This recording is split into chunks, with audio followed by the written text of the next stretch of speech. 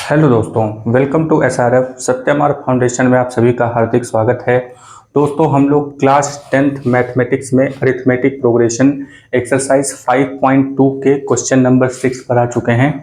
आज हम लोग क्वेश्चन नंबर 6, 7 और उसके आगे के क्वेश्चंस को सॉल्व करेंगे। ठीक है, तो आइए देखते हैं यहाँ पे क्वेश्चन नंबर 6 में क्या लिखा हुआ है कि check whether -150 is a term of the AP 11, 8, 5 and 2। तो यहाँ पे -150 जो है, क्या ये जो एपी दिया हुआ है इसका कोई टर्म है भी या नहीं, यही हम लोगों को चेक करना है। तो सबसे पहले यहाँ पे सलूशन लिखेंगे। ठीक है, तो ये हो गया सलूशन। सलूशन में हम यहाँ पे हेडिंग लिखेंगे गिवन। तो गिवन में हम लोगों को क्या दिया हुआ है, गिवन में एपी दिया हुआ है। एपी 11 है, 8 है, 5 है और 2 है। ये इतना एपी दिया हुआ है। और इससे हम लोग और क्या इन्फॉर्मेशन निकाल सकते हैं, यहाँ पे सबसे पहले इसको कैटेगराइज कर लेते हैं A1, A2, A3 और A4 ऐसे करके। ठीक है, तो यहाँ पे A1 इक्वल टू A, जो कि 11 यहाँ पे वैल्यू दी गई है। तो क्या हमें D की वैल्यू भी पता है, तो D की वैल्यू हम निकाल लेंगे A2 माइनस A1 करके। तो A2 माइनस A1 करेंगे तो 8 में से 11 निकालेंगे तो कितना आ जाएगा 3। 8 में से 11 निकाल देंगे तो 3 आएगा, और जो बड़ा होगा उसी का साइन लगेगा, यानी कि -3। तो -3 हमारे पास D की वैल्यू आ गई है। और सपोज कर लेते हैं कि -150 जो है यहाँ पे कोई एक टर्म बना रहा है। ठीक है, तो उस पोजीशन को पता करने की कोशिश करेंगे। अगर पोजीशन सही आ रही है, यानी n की वैल्यू अगर ठीक ठाक नंबर आ रही है, तो उसको, यानी कि बाई के फॉर्म में वो नंबर नहीं आना चाहिए। ठीक है, तो इसका मतलब कि 150 जो है, -150 इस एपी का नंबर होगा, मतलब एक मेंबर होगा, नहीं तो नहीं होगा। ठीक है, तो ये इतना हमने लगा दिया। अब इसमें और कुछ जानकारी, तो यहाँ पे एक और चीज़ देख लेते हैं। इसको हम nth टर्म मान लेते हैं या लास्ट टर्म मान लेते हैं 150 को। ठीक है, अब an का फार्मूला लगा लेते हैं। तो an यहाँ पे टू फाइंड, अगर आपको फाइंड मतलब लिखना है तो टू फाइंड भी एक हेडिंग और होती है। तो टू फाइंड में हमको n की वैल्यू निकालनी है फॉर 150 -150। तो now we have to apply nth formula, nth term formula. तो an equal to a plus n-1 and it is d। ठीक है, अब यहाँ पे सबकी वैल्यूज रखते हैं। तो -150 इज इक्वल टू a की वैल्यू यहाँ पे कितनी है 11 प्लस n की वैल्यू यही तो हमें निकालना है n-1 इंटू d की वैल्यू -3 है। ठीक है, अब यहाँ पे -150, अब ये 11 इधर आ जाएगा तो -11 हो जाएगा is equal to n-1 into -3। तो माइनस माइनस प्लस होता है। अब इन दोनों को हम ऐड कर लेते हैं। तो -150 और 11 को जब हम ऐड करेंगे तो 161 हो जाएगा। ठीक है, और is equal to n-1 into -3। तो -3 अब यहाँ मल्टीप्लिकेशन में है, मल्टीप्लिकेशन में है तो ये डिवीजन में हो जाएगा। -3 हो गया, माइनस माइनस से कैंसिल हो गया, n-1 यहाँ पे आया। ठीक है, तो अब यहाँ पे जो 163 है और ये -1 है, इसको इधर लेकर के आते हैं। 161 है, 161 by 3 plus 1 is equal to n। तो n की वैल्यू कितनी हो जाएगी, 3 1 जा 3 और ऊपर ऐड हो जाएगा 161 plus 3 by 3 is equal to कितना आएगा 161 प्लस 3 164 बाई 3। ठीक है, अब अगर हम इसको डिवाइड करते हैं, डिवाइड करेंगे तो एक फ्रैक्शन ही आएगा, है ना, मिक्स्ड फ्रैक्शन करके आ जाएगा। यानी n की वैल्यू कंप्लीट नहीं आई है, एक इंटीजर नहीं आया है, ये एक फ्रैक्शन आया है। इसलिए -150 यहाँ पे हम लिखेंगे कि as we find that n is not an integer। ठीक है, तो यहाँ पे जो n है वो इंटीजर नहीं है। तो n यहाँ पे जब इंटीजर नहीं है, सो -150 is not a member of not a member of this AP. यानी ये जो एपी दिया हुआ है ना, इस एपी का -150 तो नंबर नहीं है। -150 नंबर इसलिए नहीं है क्योंकि n की वैल्यू यहाँ पे इंटीजर नहीं आती है। यहाँ पे n की वैल्यू जो आ रही है वो इंटीजर ना हो करके एक फ्रैक्शन आ रही है।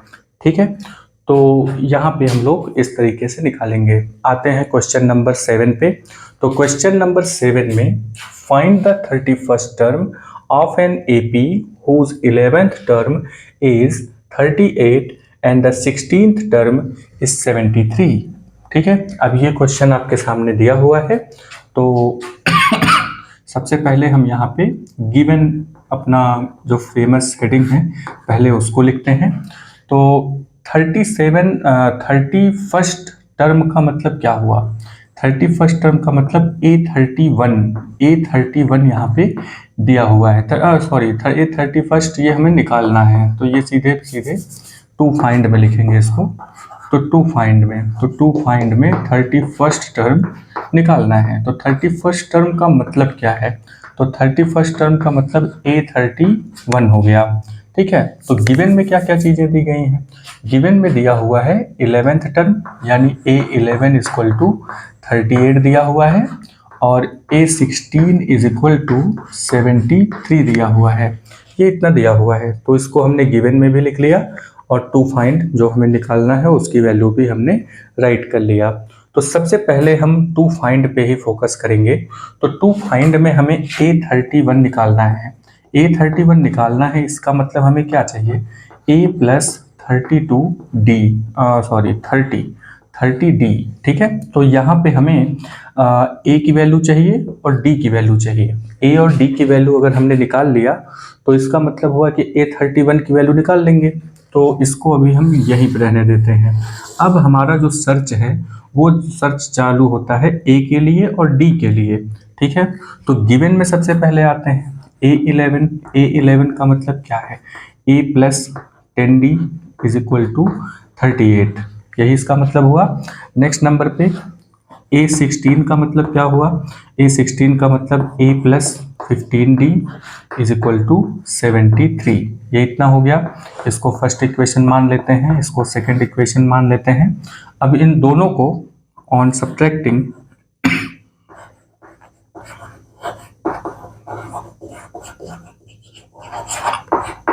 फर्स्ट में से सेकंड को यहाँ पे हम लोग सब्ट्रैक्ट कर देते हैं। तो फर्स्ट वाला इक्वेशन लिखते हैं A plus 10D is equal to 38। Next is A plus 15D is equal to 73। अब इसको माइनस करेंगे, ये माइनस हो जाएगा, यहाँ माइनस हो गया, ये एलिमिनेट हो गया। तो यहाँ पे माइनस प्लस माइनस होता है और 15 में से 10 निकल जाता है तो ये आता है 5D और जो बड़ा होगा उसी का साइन लगेगा इज इक्वल टू 73 में से 38 को माइनस कर देते हैं। ठीक है, तो 13 में से 8 माइनस हो जाएगा। देखिए जो बड़ा है उसका साइन पहले लगा लेते हैं। तो 13 में से 8 माइनस हो जाएगा तो 5 आ जाएगा। 6 में से 3 माइनस होगा तो 3 हो जाएगा। ठीक है, तो 13 इसलिए हुआ था क्योंकि 1 उधर गया था, है ना। तो कुछ इस तरीके से, तो ये माइनस माइनस से कैंसिल हो गया, तो D की वैल्यू कितनी आ जाएगी? 35/5। तो 5 से इसको कैंसिल करेंगे, 5 7 जा 35 होता है। तो D की वैल्यू कितनी आ जाएगी? 7। D की वैल्यू हमें पता चल गई। अब हम A की वैल्यू निकाल लेते हैं इसमें। ठीक है, तो कोई भी इक्वेशन लेते हैं, जैसे A plus 10D is equal to 38, ये इक्वेशन हमने लिख लिया। अब जो हमें D की वैल्यू पता चली है, D की वैल्यू यहाँ रख देंगे तो A की वैल्यू आ जाएगी A plus 10 into 7 is equal to 38, ये इतना हो गया। तो A प्लस 10 7 जा कितना हुआ? 70 इज इक्वल टू 38। तो A इक्वल टू कितना हो जाएगा? A equal to 38 minus 70। तो 38 में से 70 अगर हम माइनस करें तो कितना आएगा? 70 में से 38 माइनस कर देते हैं तो 10 में से अगर 8 माइनस हुआ तो 2 आ गया और फिर यहाँ पे 6 बचेगा, 6 में से 3 निकाल देंगे तो 3 हो जाएगा और जो बड़ा है उसी का साइन लग जाएगा। तो A इक्वल टू कितना आ जाएगा? -32। ए की वैल्यू कितनी आ गई -32 और डी की वैल्यू आ जाती है 7। ठीक है, तो अब इसके बाद जो हमें निकालना था A31 हमारा टर्म यानी कि जो है उसको निकालना है। तो A31 इक्वल टू, अब ये वाला जो फार्मूला यहाँ पे लिखा हुआ है A+30D, ये लिख दिया हमने। तो A की वैल्यू -32 आई है प्लस 30 इंटू डी की वैल्यू कितनी आई है 7। तो यहाँ पे हम लोग लिख देंगे 7 इज इक्वल टू, अब -32 प्लस 30 का मल्टीप्लिकेशन 2 में करेंगे तो कितना हो जाएगा, तो 7 3 जा 21, तो 210 हो गया। तो प्लस माइनस माइनस होता है, ठीक है, तो प्लस माइनस माइनस हो गया, तो यहाँ पे जो बड़ा है उसी का साइन लगेगा यानी प्लस में ही रहेगा। ठीक है, तो देखिए साइन को ज़रूर आप कंफर्म कर लिया करिए पहले, नहीं तो बाद में वो अगर जल्दबाजी में छूट गया तो दिक्कत हो जाती है। तो 210 में से 32 को माइनस कर देते हैं, तो 10 में से ये चला गया 2 तो आ गया 8। ठीक है, इसके बाद यहाँ पे 0 हो गया, तो फिर 1 इधर 10 में से 3 निकाल देंगे तो 7 हो जाएगा, 1 हो जाएगा। ठीक है, तो 178 इसका आंसर आता है। तो A31 यहाँ पे कितना आया है, A31 आया है 178। ठीक है, तो ये इतना हुआ। अब ये 2 क्वेश्चन हो गए हैं। चलिए अब हम लोग बाकी के 2 क्वेश्चन फिर से लगाते हैं और इसी तरीके से बाकी के क्वेश्चन भी लगाएंगे। ठीक है, तो चलिए नेक्स्ट क्वेश्चन लिखिए। चलिए दोस्तों आगे बढ़ते हैं। क्वेश्चन नंबर 8 और क्वेश्चन नंबर 9 को लगाते हैं। क्वेश्चन नंबर 5 6 7 8, अब यहाँ पे हम लोग 8 नंबर पे पहुँचे हैं। ठीक है, इसके पहले के जो क्वेश्चंस हैं, 2 क्वेश्चन अभी बताए गए, उसके पहले के जो 5 तक क्वेश्चन हैं वो इसके पिछले वीडियोज़ में आपको मिल जाएंगे। ठीक है, तो आप वीडियो पे बने रहिए और क्वेश्चन को देखते रहिए, आप आसानी से इसको समझ जाएंगे। ठीक है, तो यहाँ पे एक क्वेश्चन दिया हुआ है, मान लीजिए ये एग्जाम में आ गया आपके, तो किस तरीके से लगाएंगे। An AP consist of 50 term, एक AP है जिसमें 50 टर्म है, of which third term is 12 and the last term is 106। तो इसमें जो थर्ड टर्म है वो 12 है और जो लास्ट टर्म है वो 106 है। तो हमें फाइंड करना है 29th टर्म। तो कैसे फाइंड आउट करेंगे, सबसे पहले यहाँ पे हम कुछ इस तरीके से अंडरलाइन कर लेते हैं कि क्या क्या चीज़ें इसमें दी गई हैं। तो 50 टर्म एक यहाँ पे है, थर्ड टर्म यहाँ पे दिया हुआ है, लास्ट टर्म ये 106 दिया हुआ है और 29th टर्म हमें फाइंड आउट करना है। ठीक है, तो यहाँ पे सबसे पहले हम गिवन हेडिंग लिख लेते हैं। गिवन में यहाँ पे n इक्वल टू 50 दिया हुआ है।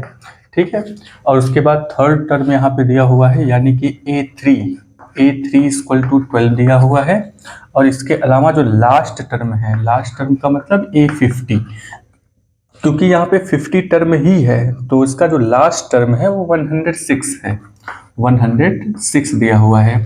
ठीक है, तो अब यहाँ पे गिवन हेडिंग के बाद जो हेडिंग आती है वो है टू फाइंड।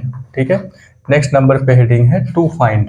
तो हमें क्या फाइंड आउट करना है, हमें फाइंड करना है 29th टर्म कितना होगा, यानी कि A29 पता करना है। तो A29 क्वेश्चन मार्क लगाते हैं। अब ये बताइए कि अगर हमें A29 पता करना हुआ तो ये क्या नंबर बनाता है, A+28D। ठीक है, बहुत इजी चीज़ है। A29 आपसे पूछा हुआ है तो A+28D यहाँ पे आप राइट करेंगे। तो यहाँ पे A29 का वैल्यू निकालने के लिए हमें A और D की वैल्यू चाहिए। तो अब ये जो चीज़ जानकारी है इसको यहीं पे रहने देते हैं। अब हमारा टारगेट हो गया कि A की वैल्यू पता किया जाए और D की वैल्यू पता किया जाए। ठीक है, तो चलिए देखते हैं इसमें A और D की वैल्यू कैसे निकलेगी। तो जो इन्फॉर्मेशन यहाँ पे दिया हुआ है A3 is equal to, A3 का मतलब क्या होता है, A3 का मतलब होता है A+2D। A+2D की वैल्यू कितना दिया है, 12 दिया हुआ है। इसके अलावा यहाँ पे A50 की वैल्यू दिया हुआ है। A50 का मतलब क्या हुआ, A+49D इज इक्वल टू 106 दिया हुआ है। ठीक है, तो यहाँ पे 2 इक्वेशन हो गए, ये फर्स्ट इक्वेशन हो गया, ये सेकंड इक्वेशन हो गया। तो यहाँ पे हम फर्स्ट में से सेकंड को माइनस कर देते हैं। ठीक है। तो फर्स्ट में से सेकंड को जब माइनस करेंगे तो ये उस तरीके से लाइन ड्रॉ करेंगे, यहाँ पे माइनस, यहाँ पे माइनस, यहाँ पे माइनस हो गया, तो ए यहाँ पे एलिमिनेट हो गया, ठीक है। तो ए एलिमिनेट हो गया, तो अब इसके बारे में देखते हैं। तो 49D है और 2D है, ये माइनस में है तो प्लस माइनस माइनस होता है, जो बड़ा होगा उसका साइन लगा देंगे। 49 में से 2 को माइनस कर देते हैं, क्योंकि 49D में से 2D को जब निकालेंगे तो कितना आ जाएगा, 47D इज इक्वल टू, अब यहाँ पे माइनस है, यहाँ पे प्लस है, तो जो बड़ा होगा उसी का साइन लगाएंगे। 106 यहाँ पे लिखा हुआ है, तो 106 में से 12 को माइनस कर देंगे, ठीक है। तो 106 में से 12 को माइनस करेंगे तो कितना आ जाएगा, 106 में से 12 को माइनस करते हैं तो देखते हैं, तो 6 में से 2 माइनस हो गया तो 4 आ गया, यहाँ पे 0 है, तो 10 में से 1 माइनस हो गया तो 9 आ गया, 94 आ गया, ठीक है। ठीक है, तो 94 आता है। तो D की वैल्यू निकाल करके देखते हैं कि कितना आएगा। तो यहाँ पे ये माइनस है कैंसिल हो गया, तो D की वैल्यू इक्वल टू 94 बाई यहाँ पे हो जाएगा 47, ठीक है। तो 47 का टेबल अगर काउंट करें तो 2 टाइम अगर लेकर के जाते हैं तो 47 वंजा हो जाएगा और 47 टूजा यहाँ पे 94 हो जाएगा, ठीक है। तो D की वैल्यू कितनी आ जाती है, D की वैल्यू यहाँ पे आ जाती है 2, तो D की वैल्यू हमें मालूम हो गई। हमारा टारगेट क्या है, D और A की वैल्यू निकालना, तो D की वैल्यू हम निकाल चुके हैं, अब बारी है A की। तो A की वैल्यू निकालने के लिए कोई भी इक्वेशन आप राइट कर लीजिए, A + 2D is equal to यहाँ पे हो जाएगा 12, तो D की वैल्यू रख देते हैं, देखते हैं कितना आता है। A + 2 इंटू D की वैल्यू कितनी है 2 इज इक्वल टू 12 हो गया, ठीक। तो A + 2 टूजा हो जाएगा 4 इज इक्वल टू 12 हो गया, तो A इक्वल टू कितना आ जाएगा 12, और ये +4 उधर जाके -4 बनाएगा, तो A इक्वल टू कितना हो जाएगा, A इक्वल टू आ गया 8, तो A की वैल्यू यहाँ पे कितनी आ गई 8, तो हमें A की वैल्यू भी पता चल गई, D की वैल्यू भी पता चल गई। अब जो हमारा टारगेट है निकालने के लिए उसको हम लोग राइट करते हैं, तो क्या टारगेट है, A29 टर्म पूछा है, तो A29 इक्वल टू कितना होगा, A + 28D, ठीक है।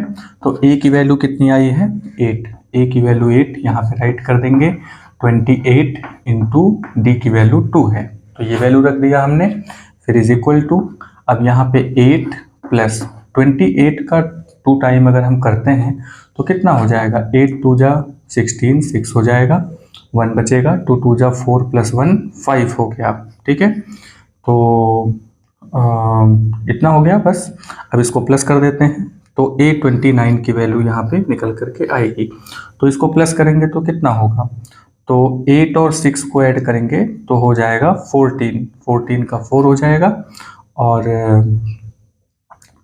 5 और 1 6 हो जाएगा, ठीक है 64, और वैसे भी 8 के टेबल में तो ये आ ही जाएगा, ठीक है। तो A29 की वैल्यू यहाँ पे 64 निकल करके आती है। ये इतना सारी चीज़ें थी। तो सबसे पहले इस क्वेश्चन को एक बार फिर से देख लेते हैं। तो यहाँ 50 टर्म आपसे बोला है कि एक AP है जिसमें 50 टर्म है, तो 50 का मतलब n की वैल्यू 50 हो गई, टोटल n की वैल्यू जो है वो 50 है, और A3 की वैल्यू 12 है, A50 की वैल्यू जो कि लास्ट टर्म है वो 106 है, ठीक है। तो लास्ट टर्म 106 होने का मतलब क्या है कि जो A50 है यानी 50th पोजीशन पे जो नंबर लिखा हुआ है वो A50 वो 106 है। तो इस तरीके से हम लोग एलिमिनेट करके, यहाँ पे 2 इक्वेशन बन रहे थे, एलिमिनेट करके यहाँ पे D की वैल्यू निकाला, D की वैल्यू 2 आई, किसी एक इक्वेशन में D की वैल्यू रखेंगे तो A की वैल्यू 8 आ जाएगी। तो A29 निकालने के लिए A + 28D, बाकी सारी चीज़ें इस तरीके से निकाल देंगे, तो A29 यहाँ पे आया है 64, ठीक है, A29 यहाँ पे आता है 64। चलिए नेक्स्ट नंबर पे आते हैं। क्वेश्चन नंबर 9 में क्या पूछा हुआ है, सबसे पहले देखते हैं कि इसमें जो चीज़ें दी गई हैं उसको अंडरलाइन कर लेते हैं। तो if the third term and 9th term, इसमें कहा है कि थर्ड टर्म देखिए और 9th टर्म जो है एक AP है, तो थर्ड टर्म यहाँ पे 4 है और नाइन्थ टर्म यहाँ पे -9 है। नाइन्थ टर्म जो है -9 हो गया रिस्पेक्टिवली। रिस्पेक्टिवली का मतलब होता है जो चीज़ पहले आई है वैल्यू भी पहले वाले ही उसकी होगी। जैसे यहाँ पे थर्ड टर्म दिया हुआ है और पहले वैल्यू 4 दिया हुआ है, तो इसका मतलब हुआ कि थर्ड टर्म की वैल्यू 4 हो गई और नाइन्थ टर्म की वैल्यू -9 हो गई। Which term of this AP is 0। इसमें पूछा है कि कौन सा टर्म ऐसा है कि जो 0 बना दे। ठीक है, तो चलिए देखते हैं। सबसे पहले गिवन, तो जो अंडरलाइन चीज़ें हैं उसको पहले एक जगह सजा लेते हैं। तो थर्ड टर्म यहाँ पे दिया हुआ है, यानी A3 = 4 दिया हुआ है। A3 की वैल्यू कितनी है? 4 नेक्स्ट नंबर पे। और A9 की वैल्यू क्या बोल रहा है कि -9 है। ठीक है, और अब हमें निकालना है टू फाइंड हमें निकालना है कि क्या ऐसा कोई टर्म है जो 0 होगा। तो सपोज, तो यहाँ पे हम लोग लिख लेंगे कि सपोज nth टर्म, ठीक है, nth term is 0। nth term यहाँ पे क्या हो जाएगा? 0। और इसी nth टर्म को हम यहाँ पे an मान लेते हैं। तो an = 0 ऐसा कुछ। ठीक है, तो ये हो जाएगा। तो यानी कि nth टर्म जो कि 0 हम मान रहे हैं यहाँ पे, तो वो जो n है यानी कि किस पोजीशन पे ये होगा, यही हमें फाइंड आउट करना है। यानी कि यहाँ पे हमें जो निकालना है वो n की वैल्यू है। ठीक है, तो कैसे पता चला कि n की वैल्यू निकालनी है? तो इसमें पूछ रहा है कि वो जो 0 है वो किस पोजीशन पे आएगा। तो n जो है ना वो पोजीशन है, जैसे first position, second position, third position होता है, वही n की वैल्यू होती है। ठीक है, तो अब यहाँ पे हमें जो निकालना है, तो an का फार्मूला निकाल लेते हैं यहाँ पे। तो an = ये आएगा कैसे? n जो है वो कहाँ पे आएगा, पहले तो हम ये तय कर लेते हैं। ठीक है, तो a + n-1d।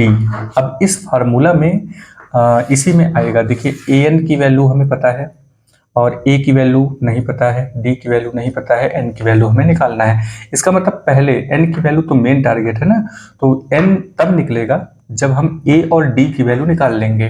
तो हमारा जो टारगेट है इस समय का, वो टारगेट बन जाता है कि पहले a और d की वैल्यू निकाला जाए। ठीक है, तो a और d की वैल्यू निकालने के लिए हम यहाँ पे क्या करेंगे? सबसे पहले जो A3 दिया हुआ है, जैसे इसमें निकाला हुआ था, तो A3 यहाँ पे A3 का मतलब क्या हुआ? a + 2d = कितना हो जाएगा? 4, जो कि दिया हुआ है। नेक्स्ट नंबर पे A9 दिया हुआ है। A9 का मतलब क्या है? a + 8d = -9 दिया हुआ है। ये फर्स्ट इक्वेशन है, ये सेकंड इक्वेशन है। तो फर्स्ट में से सेकंड को माइनस कर देते हैं। तो यहाँ पे फर्स्ट इक्वेशन में से सेकंड इक्वेशन को माइनस कर देते हैं। ठीक है, तो अब इसको माइनस करेंगे तो कुछ इस तरीके से लाइन ड्रॉ करेंगे, यहाँ माइनस, यहाँ माइनस, यहाँ पे हो जाएगा प्लस। तो ये आपस में कैंसिल हो गया, प्लस माइनस माइनस होता है, तो 8 में से 2 निकल गया, तो 6d आ गया। ठीक है, तो 6d हो गया और यहाँ पे हो जाएगा माइनस। ठीक है, क्योंकि ये बड़ा है तो यहाँ पे माइनस लगा देंगे। तो = ये कितना आ जाता है? 4 और 9 को अगर हम मैच कर देते हैं तो ये हो जाता है कितना? 13। तो d की वैल्यू यहाँ पे 13 आती है। तो d = कितना आ जाएगा? d = आ गया, अब ये -6 पूरा नीचे जाएगा, तो 13/6 ये आ जाता है, वो भी माइनस में। तो d की वैल्यू -13/6 आती है। ठीक है, तो d की वैल्यू यही इतनी आ रही है, नाइन्थ टर्म। ठीक है, नाइन्थ टर्म -9 है, तो सारी चीज़ें सब ठीक है, तो यही चीज़ है। तो d की वैल्यू -13/6 यहाँ पे आ रहा है। ठीक है, तो क्या कोई टर्म यहाँ पे 0 हो सकता है? तो सारी वैल्यूज तो निकली गई हैं। तो an वाला जो यहाँ पे फार्मूला था, an = a + n-1 × d। ठीक है, तो यहाँ पे an को हम 0 रख लेते हैं। तो यहाँ पे a की वैल्यू कितनी आई है? अच्छा, a की वैल्यू भी नहीं निकली है, a की वैल्यू निकाल लेते हैं। a की वैल्यू कितनी हो जाएगी? a की वैल्यू a + 2d = 4, ये इतना हो गया। तो a की वैल्यू a + 2 × अब यहाँ पे d की वैल्यू जो निकाला है हमने -13/6 = 4, तो 2 3 जा 6 कैंसिल हो जाएगा। तो a = 4 × 3/13, ठीक है, माइनस में। तो 4 3 जा 12 हो जाएगा, तो 12/13 हो जाएगा माइनस में। तो a की वैल्यू यहाँ पे -12/13 आती है। a की वैल्यू कितनी आ जाएगी यहाँ पे -12/13, ठीक है। और ठीक है, तो नेक्स्ट नंबर पे आते हैं। नेक्स्ट नंबर पे यहाँ पे हो जाएगा आपका, ये वाली वैल्यू रख लेते हैं। a की वैल्यू आई है -12/13 प्लस n-1 इंटू डी की वैल्यू -13/6, ये इतना हो गया। अब ये इधर आता है, तो इधर आएगा तो कितना हो जाएगा, ये हो जाएगा प्लस में। तो 12/13 is equal to n-1 into -13/6, ये इतना हो गया, ठीक है। तो अब इसको इधर लेकर के आते हैं, या यूँ कहिए 6 को इधर मल्टीप्लाई कर देते हैं, 13 को नीचे मल्टीप्लाई कर देते हैं, तो कितना हो जाएगा, तो ये हो गया 12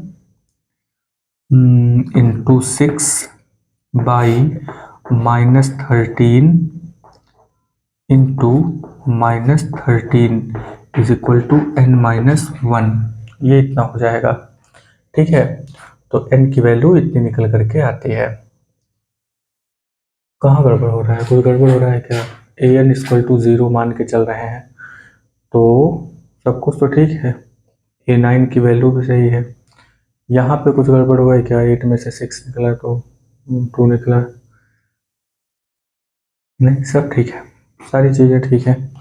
तो अब इसको सॉल्व करेंगे तो 1 की वैल्यू कैसे आएगी, चेक करना पड़ेगा।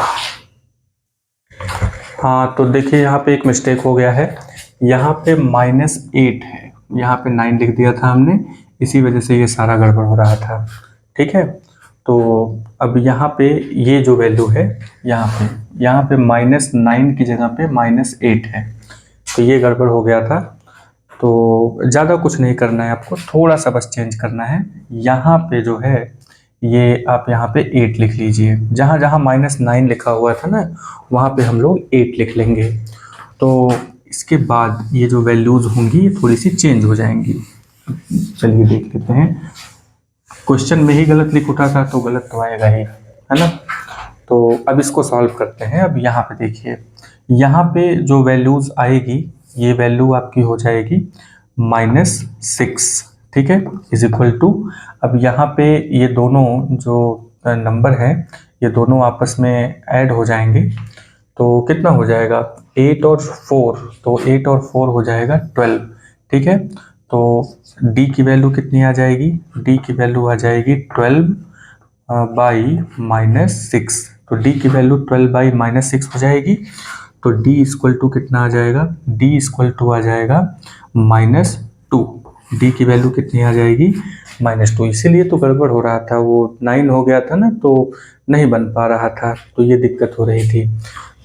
चलिए, तो अब यहाँ पे हम लोग a की वैल्यू निकाल लेते हैं, तो a + 2d इक्वल टू, अगर -9 रहा होता तो जो हम लोगों ने पहले लगाया वही होता, लेकिन -9 है नहीं, -8 है, तो क्वेश्चन उसी तरीके का बनाया हुआ है, तो बाय मिस्टेक वहाँ पे -9 कर दिया था हमने। तो a + 2d इक्वल टू 4 है, तो यहाँ पे जो d की वैल्यू आई है, a + 2 इंटू डी की वैल्यू -2 है, इक्वल टू 4 हो गया, ठीक है। तो यहाँ पे a 2 2 जा 4 हो जाएगा, इज इक्वल टू 4, तो a की वैल्यू कितनी हो जाएगी, a की वैल्यू 4 + 4 इक्वल टू 8 हो जाएगी। तो a की वैल्यू कितनी आ गई, 8, तो a की वैल्यू भी हमें मालूम चल गई, d की वैल्यू भी मालूम चल गई, ठीक है। तो a की वैल्यू और d की वैल्यू जब पता हो गया, तो यहाँ पे अब ये वैल्यूज रख लेते हैं हम लोग। तो an is equal to a + n-1 d, ठीक है। तो an जो है, यही तो हमें पता करना है कि क्या मतलब 0 किस टर्म पे आता है। तो an इक्वल टू 0 हो गया, ये रहा टर्म, इसी n की वैल्यू निकाल लेंगे। a की वैल्यू यहाँ पे आई है 8 + n-1 इंटू डी की वैल्यू है यहाँ पे, d की वैल्यू -2 है, ठीक है। तो 8 इधर आएगा तो -8 बना देगा, is equal to n-1 into -2, ये इतना हो गया, -2 इधर आएगा, -8/-2 इक्वल टू n-1, इतना हो गया, माइनस माइनस से कैंसिल हो गया, n, 2 4 जा 8 हो जाएगा इक्वल टू n माइनस 1 हो गया। ठीक है, तो n अब इधर आ जाएगा, 4 1 जो है इधर आएगा, तो plus 1 equal to n is equal to 4 plus 1 equal to 5। तो n की वैल्यू कितनी आ जाती है 5, यानी कि हमारा जो आंसर होगा वो कितना होगा। तो आंसर हम यहाँ पे लिखेंगे कि the nth term, the fifth term of this AP will be 0, यानी फिफ्थ टर्म यहाँ पे 0 हो जाएगा। फिफ्थ टर्म कितना हो जाएगा 0 हो जाएगा। ठीक है, तो वहाँ पे बाई मिस्टेक हमने 9 लिख दिया था, बाई मिस्टेक। ठीक है, तो इस तरीके से लगाएंगे, ये इतना सॉल्व होगा। चलिए नेक्स्ट नंबर पे आते हैं, 10th 11th इसको देखते हैं। चलिए दोस्तों, यहाँ पे जानकारी दी गई है क्वेश्चन नंबर 10 में कि 17th term of an AP exceed its 10th term by 7, यानी कि जो 17th टर्म है वो 10th टर्म से 7 ज़्यादा है। ठीक है, तो सबसे पहले यहाँ पे हम गिवन का कोई मतलब नहीं, क्योंकि यहाँ पे डायरेक्ट लगाते हैं। अब सॉल्यूशन पर आते हैं सीधे, क्योंकि यहाँ पे गिवन जैसी कोई चीज़ दी ही नहीं है, सीधे सीधे कंडीशन दिया हुआ है। तो क्या कंडीशन है, तो चलिए सबसे पहले कंडीशन लिख लेते हैं। तो कंडीशन दिया है कि जो A17 है वो इज इक्वल टू है किसके, 10th टर्म से वो 7 ज़्यादा है, यानी जो भी 10th टर्म होगा, जो भी 10th टर्म है यानी A10 उससे ये 7 ज़्यादा है। ठीक है, तो 7 ज़्यादा है तो इसका मतलब हुआ कि, और हमें कॉमन डिफरेंस निकालना है, यानी D की वैल्यू निकालनी है। ठीक है, तो ये जो A17 है, देखिए D हमें कहाँ मिलेगा, जैसे A17 लिखा हुआ है तो इसका मतलब A प्लस 16D, यहाँ पे D मिल गया। और अगर A10 लिखा हुआ है तो इसका मतलब A प्लस 9D। ठीक है, तो एक कम करके D लगा देते हैं ना, तो यहाँ पे हमें D मिल जाएगा। तो यहाँ पे हम क्या करेंगे कि A17 minus A10 is equal to यहाँ पे 7 हो गया। A17 का मतलब क्या है, A17 का मतलब है A प्लस 16D, ये इतना हो गया माइनस। अब यहाँ पे A10 का मतलब क्या है, A10 का मतलब है A प्लस 9D। ठीक है, इतना हो गया इक्वल टू 7 हो गया।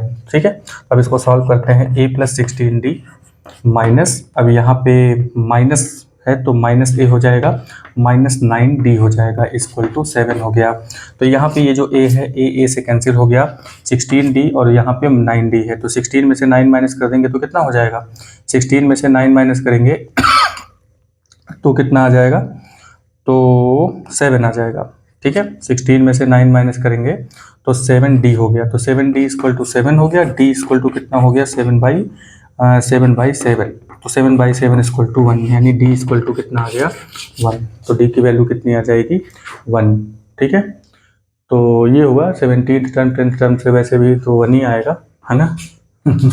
चलिए नेक्स्ट नंबर पे होते हैं। नेक्स्ट नंबर पे क्वेश्चन क्या दिया हुआ है, सबसे पहले लिख लेते हैं विच टर्म आपसे पूछा हुआ है, यानी सीधे सीधे n की वैल्यू पूछ लिया है। AP इतना दिया हुआ है और ये भी कह रहा है कि will be 132 more than it's 54th term, यानी ऐसा कौन सा टर्म है जो 54th टर्म से 132 ज़्यादा हो, यानी कि 150 मतलब 54th टर्म पहले निकालेंगे, उसके बाद 132 ऐड करके जो नंबर आएगा उसका n निकालना है, यानी कि किस पोजीशन पर वो नंबर होगा। ठीक है, तो सबसे पहले यहाँ पे हम गिवन लिख लेते हैं। तो गिवन में क्या क्या जानकारी है, गिवन में AP दिया हुआ है, 3 है, 15 है, 27 है, 39 है, ये कुछ इस तरीके से दिया हुआ है। तो क्या है, तो 54th टर्म है, तो 54th टर्म का मतलब क्या हुआ, तो मान लेते हैं यहाँ पे 54th टर्म का मतलब A54, तो A54, अब A54 भी हमें नहीं पता है यहाँ पे, तो A54 सबसे पहले यहाँ पे निकाला जाएगा। A54 का मतलब क्या हुआ, A54 का मतलब A प्लस 53D, ये इतना हो गया। ठीक है, तो इसके लिए हमें, इसके लिए 54 की वैल्यू निकालने के लिए A की वैल्यू निकालनी होगी पहले, तो A की वैल्यू यहाँ पे 3 है और D की वैल्यू कितनी है, D की वैल्यू यहाँ पे देखिए, ये A2 हो गया, ये A1 हो गया, तो A2 माइनस A1 होता है, तो A2 यहाँ पे 15 है माइनस 3, 15 में से 3 निकाल देंगे तो कितना आ जाएगा 12, 15 में से 3 निकालेंगे तो कितना आ जाएगा 12 आ गया, यानी D की वैल्यू आ गई, A की वैल्यू आ गई, तो A54 की वैल्यू निकाल लेते हैं। तो A54 is equal to, A की वैल्यू 3 है प्लस 53 इंटू D की वैल्यू 12 हो गई, तो इज इक्वल टू कितना आ जाएगा, तो 53 इंटू 12, 2 3 जा 6, 5 2 जा 10, 1 3 जा 3, 1 5 जा 5, 6 हो गया, 3 हो गया, 6 हो गया, ठीक है। और प्लस इसमें हाँ बस इतना ही होगा, इतना हो गया, प्लस उसके बाद इसमें 3 प्लस कर लेते हैं, तो देखते हैं कितना आता है। तो 3 इसमें प्लस कर लेते हैं, तो ये हो गया 9, ये हो गया 3, ये हो गया 6, 639 इसमें आ रहा है, ठीक है। तो ये बात समझ में आई। तो 639, तो यहाँ पे A54 की वैल्यू कितनी आ गई, A54 की वैल्यू 639 आती है। अब यहाँ पे हमें nth टर्म यानी वो कौन सा टर्म है, तो यहाँ पे हम लिखेंगे कि सपोज nth टर्म, ठीक है, वो nth टर्म जो है वो 132 A54 से ज़्यादा होगा। तो nth टर्म को हम यहाँ पे an मान लेते हैं। तो an ये जो टर्म है, ये टर्म कितना आ रहा है कि A54 जितना भी हो, A54 जितना भी है उससे 132 ज़्यादा है, ठीक है। तो A54 कितना है, 639 प्लस 132, तो कितना निकल कर के आएगा, 639 में 132 को ऐड कर देते हैं, तो ये हो गया 11, ये हो गया 7, ये हो गया 7, 771, तो कितना आ जाता है 771, यानी वो an जो है, यानी कि वो नंबर तो 771 है, वो नंबर क्या है 771 है, लेकिन हमें ये 771 वो नंबर नहीं पता करना है, यहाँ हमें पता करना है कि n की वैल्यू यानी वो किस पोजीशन पर है, यानी कि हमें यहाँ पे जो फाइंड आउट करना है वो है n की value, n equal to question mark. तो n की वैल्यू निकालने के लिए यहाँ पे हम क्या करेंगे, an वाला फार्मूला लगा देंगे। तो an equal to a plus n minus 1, यहाँ पे हो जाएगा d। तो an तो यहाँ पे 771 है, इज इक्वल टू a की वैल्यू कितनी है, a की वैल्यू 3 हो गई, plus n minus 1 into D की वैल्यू आई है 12, ये इतना हो गया। तो 771, ये 3 इधर आया तो -3 equal to n minus 1 into यहाँ पे हो गया 12, ठीक है। तो अब यहाँ पे 771 में से अब यहाँ पे 3 को माइनस कर देते हैं, तो कितना हो जाता है, 771 में से 3 को माइनस करेंगे तो कितना हो जाएगा 778, ठीक है, सॉरी 768 हो जाएगा। 768 is equal to n minus 1 into 12 हो गया। अब यहाँ पे 768 बाई 12 हो गया is equal to n minus 1 हो गया। तो अब इसको जब हम सॉल्व करते हैं तो कितना आता है, 12 से अगर हम इसको डिवाइड करें तो कितना हो जाएगा 12 से डिवाइड करें तो 12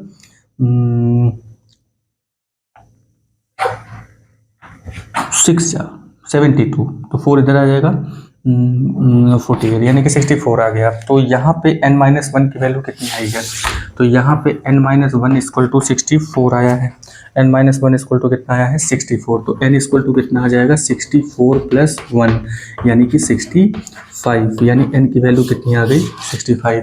तो n की वैल्यू कितनी आ जाएगी 65, यानी कि जो 65th पोजीशन पे जो नंबर होगा, 65th पोजीशन पे जो नंबर होगा वो 54th पोजीशन के नंबर से 132 ज़्यादा होगा, ठीक है। तो ये इसका आंसर हुआ। तो उम्मीद करते हैं कि आज का वीडियो पसंद आया होगा। एक छोटा मोटा मिस्टेक हो जाता है, क्वेश्चन लिखने में ही गलती हो गई थी तो भाई उसको लगाने में तो हो ही जाएगी। तो मिलते हैं अगले पार्ट में। तो छोटा छोटा वीडियो है, उसको आप डेली जो है देखते रहिए, ठीक है। और कभी भी शॉर्टकट के चक्कर में मत पड़िए, बिल्कुल भी शॉर्टकट के चक्कर में बिल्कुल पढ़ना ही नहीं है। आप इसको डिटेल में चीज़ों को समझने की कोशिश करिए, कौन सी चीज़ कहाँ से आ रही है। और यहाँ पे जो टू फाइंड वाली जो चीज़ें होती हैं वहीं से स्टोरी स्टार्ट करेंगे, ठीक है। तो बुक में तो सारी चीज़ें पहले से ही पता होती है, कौन सा फार्मूला लगाना है, कैसे क्या करना है। तो टू फाइंड से ही आपको डिफाइन करना है कि हमें सबसे पहले क्या सर्च करना है, ठीक है। तो इसी तरीके से हम लोग आगे की तरफ बढ़ते रहेंगे।